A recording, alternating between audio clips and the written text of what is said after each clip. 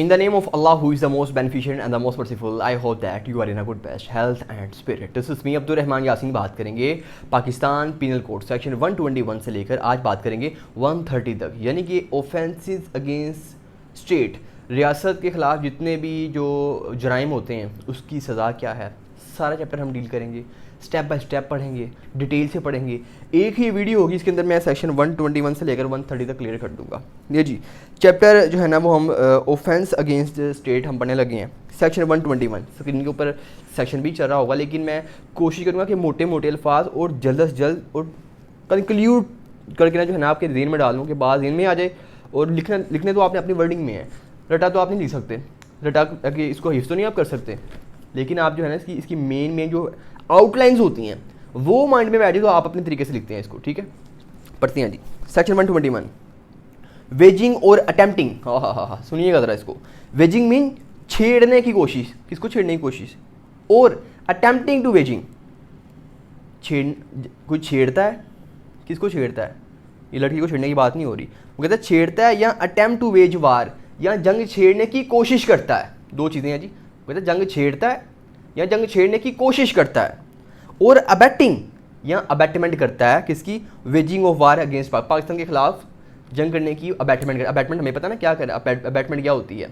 Abatement होती है इसको एडिंग फ्राहम करना कि मैं तुम्हें मदद दूंगा, मेरी मदद तुम्हारे पास हासिल होगी, तुम जंग का जो है ना ऐलान करो। और इसी तरह या कोई पाकिस्तान के अंदर कोई ग्रोह को कह देता है ये पाकिस्तान के खिलाफ जंग करो, तो मैं मदद फ्राहम करांगा। एक कहता जी मैं पूरी की पूरी जो होगी ना अवाम में उसको भड़काऊंगा। ये अबैटमेंट होती है ना कि उसकी पूरी कह ले कि हलाशेरी करना, अबैटमेंट भी नहीं करनी।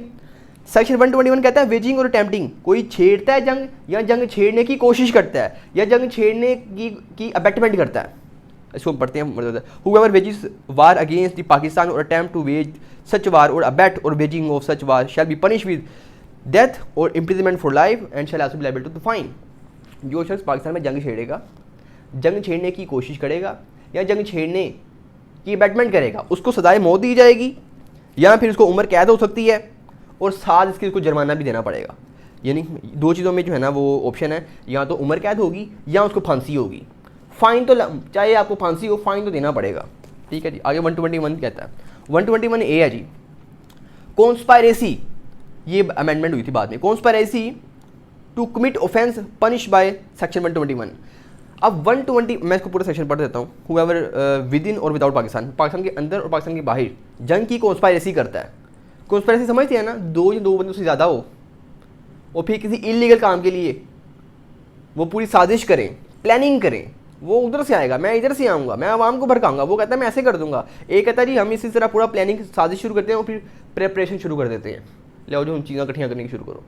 वो यानी कि इस तरह की इसकी कॉन्स्पायरेसी, उसने पहले कहा जंग छेड़ता है, जंग छेड़ने की कोशिश करता है या उसकी अबैटमेंट करता है। अब उसने डायरेक्ट 121 ए को उन्होंने ऐड किया कि जो उसकी कॉन्स्पायरेसी करेगा ना, जो इसको आपने जंग नहीं छेड़ी लेकिन इसकी कॉन्स्पायरेसी शुरू हो गई। कॉन्स्पायरेसी कब शुरू होती है कि आपने प्लान किया, प्लान करने के बाद आपने प्रेपरेशन शुरू कर दी, तैयारी शुरू कर दी। जब तैयारी शुरू हो गई इट्स मीन आपने जुर्म कर दिया, जुर्म किया नहीं किया, जुर्म की सज़ा मिलेगी। अब इसकी कॉन्स्पायरेसी है, वो कहता है जो पाकिस्तान के अंदर जो पाकिस्तान के बाहर ऐसा जुर्म करता है कि जिसकी सज़ा 121 के तहत मिलनी है, फांसी, उम्र कैद या फिर सज़ाए मौत, अपना वो फाइन, या कोई शख्स पाकिस्तान की खुद मुख्तारी के ख़िलाफ़ बात करता है या इसकी टेरिटरीज जो हमारी सूबाई खुद मुख्तारी इसके खिलाफ जो है ना वो जंग की आवाज़ लगाता है मुजरिमाना ताकत के साथ, by the use of force और by the show of force, ताकत को दिखाकर या ताकत को इस्तेमाल करके, तो ऐसे शख्स को शैल be punish with imprisonment for life. उसको उम्र कैद होगी, उसको 2 इम्प्रिजमेंट आई, या उम्र कैद होगी या उसको जो कैद होगी वो ज़्यादा से ज़्यादा 10 साल होगी, 2, 3, 4 साल, 5 कितनी भी हो सकती है, लेकिन ज़्यादा 10 साल होगी। अगर 10 साल वाली नहीं होगी, जुर्म देखा जाएगा किस लेवल की कॉन्स्पायरेसी की है, उसको उम्र कैद भी हो सकती है। And shall also be liable to, यहाँ आर नहीं है, यहाँ है and shall also be liable to the fine, उसको फाइन भी देना पड़ेगा। 122 क्या कहता है, कॉन्सीलिंग आर्म, कलेक्टिंग आर्म, हथियार इकट्ठे करता है। आगे लफ्ज़ है ETC एक्सेट्रा, मैं एक वर्ड को देख रहा हूँ क्योंकि ये बड़ा इंपॉर्टेंट है। कलेक्टिंग आर्म एक्सेट्रा, वो गोलाबारी हो सकती है, बारूद हो सकता है, वो छुड़ियाँ हो सकती हैं, वो बंदूकें हो सकती हैं, वो कह लें कुछ भी जिनके जो जंग के अंदर जो चीज़ें इस्तेमाल होती हैं। Collecting arms etcetera and with intention, गोला बारूद इकट्ठा करता है विद इंटेंशन, नीयत के साथ। नीयत क्या है जी, नीयत है वेजिंग वार अगेंस्ट पाकिस्तान, पाकिस्तान के खिलाफ जंग छेड़नी है, नीयत ये है कि पाकिस्तान के खिलाफ जंग छेड़ेंगे। अब इस तरह तो नहीं है मैं कॉल करूँ दोस्तों को सारे 20 बंदे या 100 बंदा आ जाओ, 7 गन्ने भी ले आना, वो आ जाए तो हमारे खिलाफ क्या 121 का मुकदमा हो जाएगा, 122 का नहीं। मेरा ख्याल हो जी हमने मैच खेलना है, मैच खेलने के बाद हमने फायरिंग करनी है। नीयत देखी जाएगी कि नीयत इसकी है जंग की। कलेक्टिंग आर्म विद इंटेंशन, लफ्ज़ इंटेंशन का यूज़ किया है। कोर्ट में ये छोटे छोटे लफ्ज़ों की हेरा फेरी होती है, छोटे छोटे लफ्ज़ों के ऊपर वकालत होती है, ठीक है जी।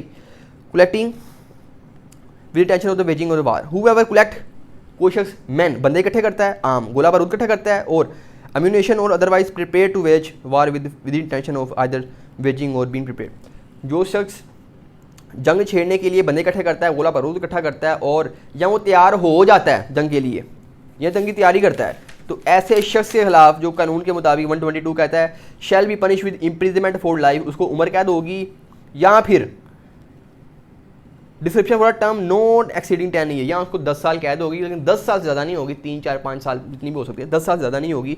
And shall also be liable to the fine, और साथ उसके फाइन होगा। 123 क्या कहता है? कॉन्सीलिंग, छुपाना, with intent to facilitate design to waging war, जंग होने जा रही है, मिसाल देता हूँ, जंग होने जा रही है, मुझे पता लग जाता है यार फलां ग्रोह जो है ना वो जंग करने के लिए तैयार है, पाकिस्तान के खिलाफ तैयार है, और बजाय इसके कि मैं FIA को, पुलिस को, आर्मी को बताऊँ, आर्मी के इदारों को बताऊँ, मैं चुप हो जाता हूँ कि हाँ लगन दो जंग, लगन दो। मेरी ड्यूटी क्या है कि मैं बताऊँ कि भाई साढ़े खिलाफ जंग छिड़ने लगी है, मैं चुप हो जाऊँ। ये जो चुप होना है ना, इसका मतलब यह है कि आप मुजरिमों के साथ मिले हुए हैं। कोई शख्स ये इसी बारे में डील करता है। हुएवर 123 पढ़ रहा हूँ मैं, हुएवर बाय एन एक्ट और any illegal omission conceal the existence of design or the wage of war against Pakistan, intending by such concealment to facilitate or knowing it to be likely that such concealment will facilitate the waging of the such war shall be punished। कोई शख्स ये जानते बूझते हुए छुपाता है कि मैं इसको छुपाऊंगा, इसी जो ये मनसूबा बन गया, जो ये डिज़ाइन बन गया, जो ये मैप बन गया, जो ये पूरी प्लानिंग हो गई है कि मैं इसको छुपा रहा हूँ, मैं बता नहीं रहा, और मुझे पता है कि मैं छुपाऊंगा तो ये जंग पाकिस्तान में लग जाएगी।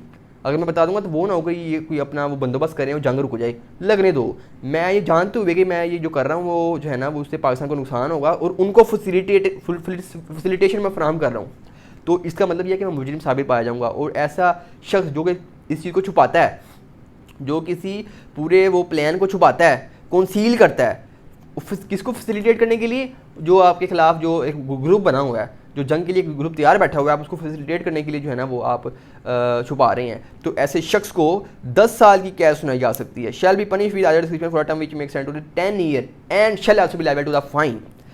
आप 123A पढ़ते हैं। 123A क्या कहता है? condemnation of the creation of the state and advocacy of abolition of its sovereignty। दो चीज़ें हैं।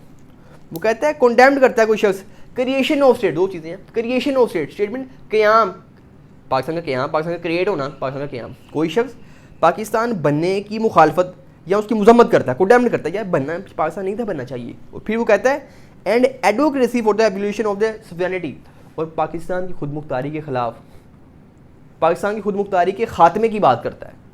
पाकिस्तान को ये मतलब क्या, पाकिस्तान तो ऐसा होना नहीं चाहिए, पाकिस्तान एम बन गया, पाकिस्तान बनना नहीं था चाहिए, और फिर वो पाकिस्तान की खुद पाकिस्तान एम आज़ाद है, इसके ऊपर ये होना चाहिए। पाकिस्तान के क़याम के खिलाफ वो बात करता है शख्स, या वो पाकिस्तान की जो सालमियत है उसके ख़ात्मे की वकालत करता है। दुश्मनी हो सकता है ये शख्स तो आइन के कानून क्या कहता है? हुएवर विद इन दी और विदाउट द पाकिस्तान, पाकिस्तान के अंदर या पाकिस्तान के बाहर, विद इंटेंट टू इन्फ्लुएंस, ये जानते बूझते हुए नीयत के साथ इन्फ्लुएंस असरअंदाज होता है। जिस तरह के कोई शख्स मैं कोई बातों की वजह से वो लोगों को इन्फ्लुएंस करता है, वलमले में ले जाता है, जज्बे में ले जाता है कि हम पाकिस्तान को मिटा देंगे और ऐसे कर देंगे वैसे कर देंगे। पाकिस्तान वाले भी वो तेरी ऐसी वो भी तैयार हो जाते हैं लड़ने के लिए।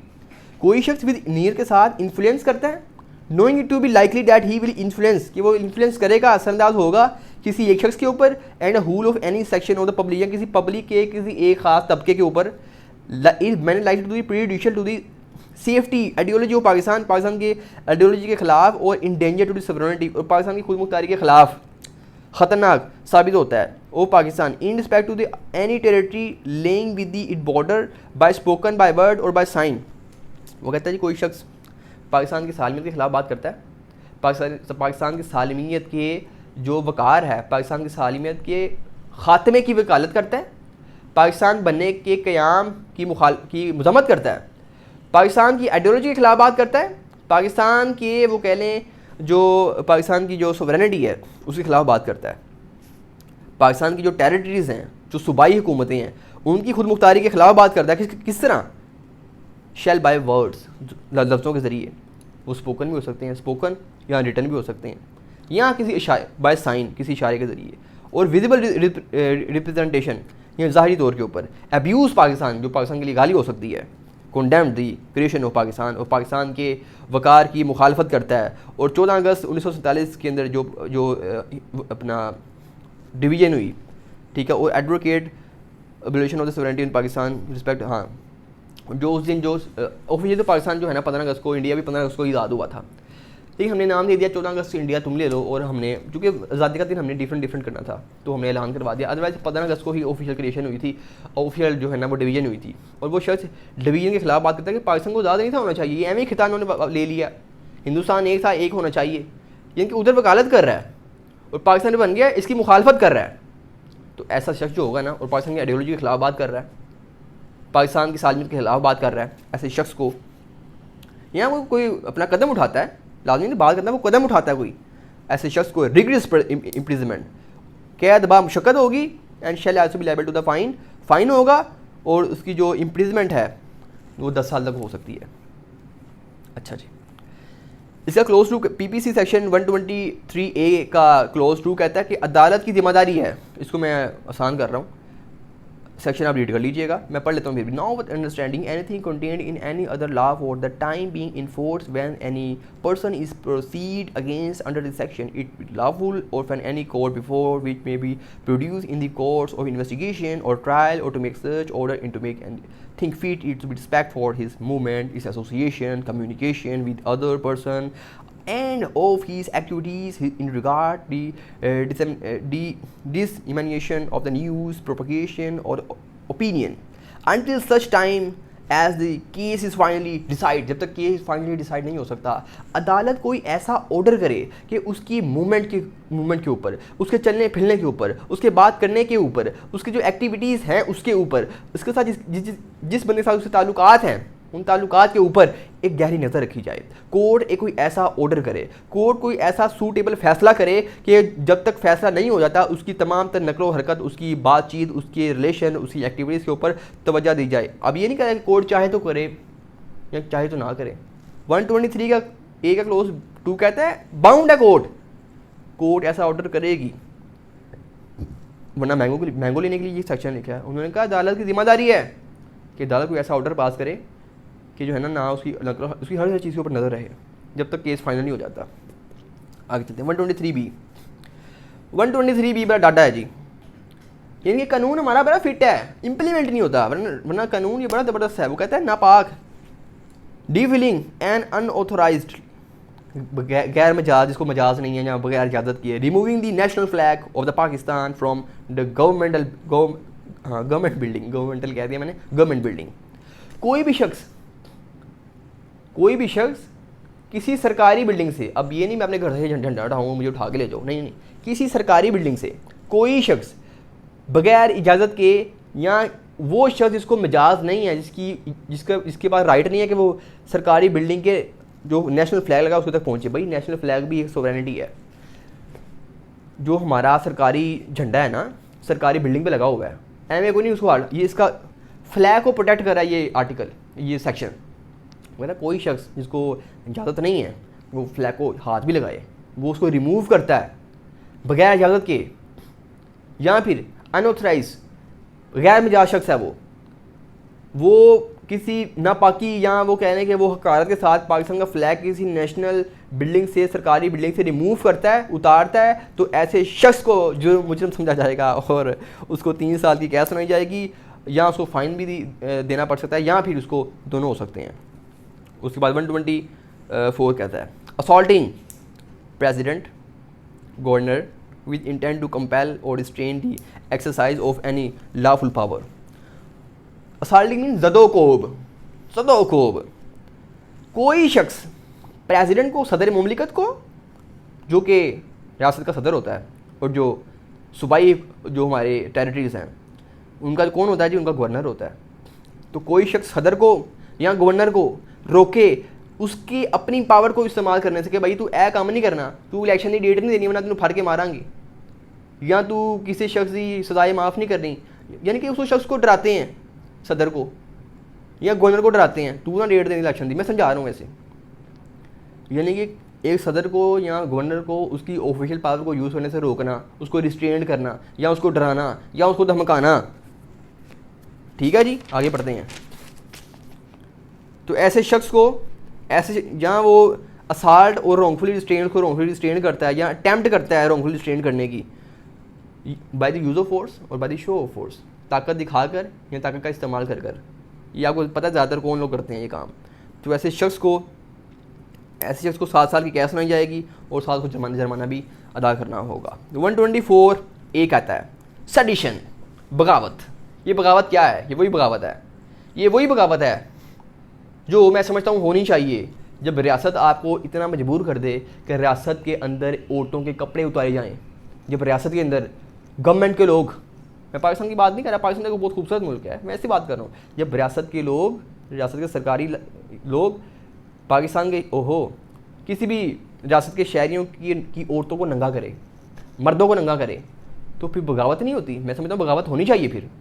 खैर आज भी मेरे अंदर बगावत की सनत जिंदा है। तुम हंसो के ये कमज़ोर सी आवाज़ है क्या? खैर वक्त ऐसा कि बात कर दी, अदरवाइज़ हम तो पीपीसी पढ़ रहे हैं। 124 ये कहता है सेडिशन, बगावत। कोई भी शख्स हुएवर बाय वर्ड्स, लफ्ज़ों के साथ, आज स्पोकन हो सकते हैं, बोल के हो सकते हैं या रिटर्न हो सकते हैं, और बाय साइन या कोई इशारा हो सकता है, या विजिबल रिप्रेजेंटेशन या ज़ाहरी एतबार से ज़ाहरी तौर के ऊपर वो दिखाता है। अदरवाइज़ दूसरी सूरत में bring to attempt to bring into hate और कंटेम्प्ट, या वो हकारत या फिर वो नफ़रत फैलाता है और एक्साइट। कोई शख्स बगावत मीन कोई शख्स जो है ना वो हकारत फैलाता है, मायूसी फैलाता है, मायूसी फैलेगी। खैर ये इसको हम बाद में बात करते हैं, पहले हम सेक्शन डील कर लें। 124 कहता है कोई भी शख्स लफ्ज़ों के साथ, बोल के, लिख के, इशारे से या किसी भी विजिबल रिप्रेजेंटेशन से हकारत फैलाता है, नफरत फैलाता है, मायूसी फैलाता है, और ये कह लें कि उससे साबित होता है कि यार रियासत के जो लोग हैं वो काम नहीं ठीक कर रहे, रियासत के लोग फारिग हो चुके हैं, बगावत पे उतर आओ। बगावत क्या होती है कि किसी, यानी जिस तरह कि मैं एक चीफ ऑफ आर्मी स्टाफ हूँ, पीछे लोग कह रहे हैं यार बंदा बड़ा फारग है, वो आपस में प्लानिंग करते हैं कि हम इसको उतारेंगे, तुझे बनाऊंगा, इसको पकड़े अंदर कर देंगे। ये बगावत होती है। पीछे लोग जिनके अगला बंदा एक कुछ कह रहा है, उसके पीछे जितनी भी सेना है वो यार ये फाड़े को हम, वो पीछे उनकी अपनी प्लानिंग चल रही है, तो अगले बंदे को हटा के पीछे मारा। ये होती है बगावत। जो शख्स बगावत करेगा ना, जो शख्स बगावत करेगा उसको 3 साल की कैद सुनाई जाएगी और जुर्माना भी उसको अदा करना पड़ सकता नहीं बल्कि करना पड़ेगा। उसके बाद 24 ये था बगावत। उसके बाद जी बगावत के बाद हम पढ़ेंगे सेक्शन 125 क्या कहता है? वेजिंग मीन छेड़ना, वार जंग, अगेंस्ट किससे against? Any power in alliance with Pakistan, कोई भी ऐसी रियासत के खिलाफ जंग छेड़ना जो पाकिस्तान के साथ जो है ना वो अलहाक शुदा है। अब कश्मीर है, एक आज़ाद मुल्क है, पाकिस्तान के नक्शे में नहीं है, लेकिन पाकिस्तान का फिर भी आना जाना तो है। मैं भी पिछले दिनों गया था, कोई वीज़ा लेना नहीं पड़ता, आप चले जाते हैं वहाँ पर, पाकिस्तान के साथ है। कोई भी शख्स कोई भी रियासत या कोई भी पावर या कोई भी ताकत जो पाकिस्तान के साथ इल्हाक में है, पाकिस्तान के साथ इल्हाक में है और अमन के साथ है, और अमन के वक़्त में कोई शख्स जंग छेड़ता है, वेजिंग टू अटैम्प्ट, जंग छेड़ने की कोशिश करता है, और अबैट या उसकी अबैटमेंट करता है, shall be punish with as a description for term which may extend to the imprisonment for life, उसको उम्र कैद हो सकती है, उसके अंदर उम्र कैद में जुर्माना भी ऐड किया जाएगा, and which fine may be added, और imprisonment for as a description for term which may extend to 7 year और फाइन और भी बोथ। पहले उसने 2 इम्प्रीजमेंट बताई। उसने कहा पहले तो उसको उम्र कैद हो सकती है, अगर उम्र कैद वाली जो जंग नहीं छेड़ी उसने, जंग का लेवल देखा जाएगा, अगर छोटा काम उसने कॉन्स्पायरेसी छोटे मोटे कोई अबैटमेंट की है तो उसको फिर जो है ना वो इम्प्रीजमेंट कौन सी होगी, वो 7 साल वाली होगी, मैक्सिमम 7 साल जो है ना नीचे पे हो सकती है। मतलब भाई यहाँ पे लिखा नहीं हुआ नोट मोर देन, मगर 7 साल ही होगी, 7 साल होगी या उम्र कैद होगी, 7 फाइन देना पड़ेगा। तो जी 126 depredation on territories on of power at peace with Pakistan, यानी कि ये महरूम करना, अटैक करना टेरिटरीज़ को, ठीक है, जो कि कौन सी टेरिटरीज़ हैं? पाकिस्तान की टेरिटरीज़ हैं। हुएवर कमिट डिप्रेडेशन और मेक प्रिपरेशन, कोई भी शख्स कमिट करता है, कोई भी शख्स इर्तिकाब कर लेता है, किसका इर्तिकाब करता है कि वो कोई ऐसा अटैक करता है कि जो है ना वो सूबे से उसकी खुद मुख्तारी छीन लेता है, किसी भी तरह वो सूबे के वज़ीर आला को पकड़ लेता है, उसे कुछ ऐसे वैसे साइन करवा लेता है या उसके ऊपर वो काबिज हो जाता है, किसी भी तरह से whoever commit, वो कमिट कर लेता है, इर्तिकाब करता है किसका, डिप्रेडेशन, महरूमी का अटैक करता है, उससे पावर छीन लेता है, और मेक प्रेपरेशन या उसकी तैयारी शुरू करता है, किसकी तैयारी, कमिट करने की, यानी कि जो है ना अटैक करने की वो तैयारी शुरू करता है, on territories of any power alliance at on peace, अमन के दौरान, कि जब पाकिस्तान अमन में था उस वक्त तो अमन में था, पाकिस्तान की टेरिटरीज़ में रहकर, पाकिस्तान की टेरिटरी में रहकर कोई एक कह लें कि वो किसी भी सूबे के ख़िलाफ़, पाकिस्तान की टेरिटरीज़ में रहकर पाकिस्तान की टेरिटरीज़ के ख़िलाफ़ कोई ऐसी कॉन्स्पायरेसी करना या कोई ऐसा अटैक करना जिससे आप उनकी सूबाई खुद मुख्तारी छीन सकते हो, और वो एक काम करे, तो ऐसी सूरत में उसकी जो प्रॉपर्टी होगी वो फोरफीचर की जा सकेगी, यानी कि फोरफीचर यानी कि उसकी प्रॉपर्टी जब्त की जा सकती है, उसकी प्रॉपर्टी जब्त की जा सकती है, ठीक है जी। उसके बाद 127 कहता है deceiving property taken by war, जंग के साथ, कोई भी शख्स जिसने उसने कहा जी taken by war depredation mention in the section 125 के अंदर हमने बात की कि पाकिस्तान की टेरिटरी में रहकर पाकिस्तान की टेरिटरी के खिलाफ बात जंग करना। एक हमने बात की पाकिस्तान के अंदर रहकर जो पाकिस्तान की जो अपना जो भी इलाके हैं जिन्होंने पाकिस्तान के साथ इल्हाक किया हुआ है, उन इल्हाक शुदा इलाकों के साथ आप जंग करते हैं, जंग छेड़ने की कोशिश करते हैं, अबैटमेंट करते हैं, तो वो काम हो जाता है, आप कमिट कर लेते हैं, और फिर उसकी जो प्रॉपर्टी आपने जब्त की होगी जंग के दौरान, जब आप पकड़े जाएंगे ना, उसके बाद गवर्नमेंट जो होगी ना 126 और 125 के तहत आपकी वो प्रॉपर्टी भी जब्त करेगी जो आपने खुद जब्त की थी, और फिर आपकी जो इंडिविजुअल प्रॉपर्टी है वो भी जब्त करेगी। ये 127 कहता है। 128 की तरफ जाते हैं, मैं मोटा मोटा बता रहा हूँ आपको इसलिए कि आपको प्रॉब्लम ना हो। Public servant voluntarily allowing prisoner of state और वार टू एस्केप, कोई भी शख्स पब्लिक सर्वेंट, कोई भी पब्लिक सर्वेंट जो होगा, सरकारी मुलाजिम होगा, वो जानते बूझते रज़ाकाराना तौर पर, वॉलंटरली रज़ाकाराना तौर के ऊपर जो उन्होंने जंग के दौरान कैदी रखे हैं उनमें से कैदियों को रिहा कर देता है, उनको क्या करता है, रिहा कर देता है, ठीक है जी। तो क्या होगा, ऐसे शख्स को उम्र कैद होगी या फिर उसको 10 साल की सज़ा हो सकती है, and shall also be liable to the fine. 129 कहता है कोई भी पब्लिक सर्वेंट, ऊपर हमने पढ़ा 128 में कि कोई रज़ाकाराना तौर के ऊपर किसी कैदी को रिहा करता है। पब्लिक सर्वेंट 129 कहता है कोई भी पब्लिक सर्वेंट गलती के साथ किसी प्रिजनर को, किसी कैदी को रिहा करता है, तो फिर ये होगा कि ऐसे शख्स को whoever bring the public servant and having the custody of any state prisoner or prisoner of the war negligently suffer shall prisoner to escape from the place of the confinement in which the such prisoner is confined shall be punished with simple imprisonment। उसको जो कैद में शक्कत नहीं होगी बल्कि simple imprisonment होगी। उसके बाद फॉर टर्म विच में स्टैंड टू 3 है जो कि 3 साल तक हो सकती है, and shall also be liable to the fine, जुर्माना भी साथ होगा। 130 और आखिरी आर्टिकल, आखिरी सेक्शन, और हमारी मगरिब की अज़ान का टाइम भी हो जाता है। 130 कहता है एडिंग, मदद फराहम करना, इस्केप भागने में, आज़ाद करने में, रेस्क्यू करता है उसको, और हार्बरिंग पनाह देता है सच प्रिजनर, ऐसे प्रिजनर को कोई भी शख्स मदद देता है, उसको शेल्टर फराहम करता है, उसको पनाह भी देता है, किसको, भागने वाले को। तो ऐसे शख्स को क्या होगा, शैल be punish with imprisonment of life, उसको उम्र कैद हो सकती है, या फिर ऐसे शख्स को जो 10 साल तक कैद हो सकती है, and shall also be liable to the fine, और उसके साथ जुर्माना भी देना पड़ेगा। लो जी, ये हमने सेक्शन पढ़े 121 से लेकर 130 तक। नेक्स्ट चैप्टर में इंशाल्लाह मिलते हैं। अब तक के लिए अब्दुल रहमान को दीजिए इजाज़त। वमा अलैना इल्लल बलागुल मुबीन। Thank you.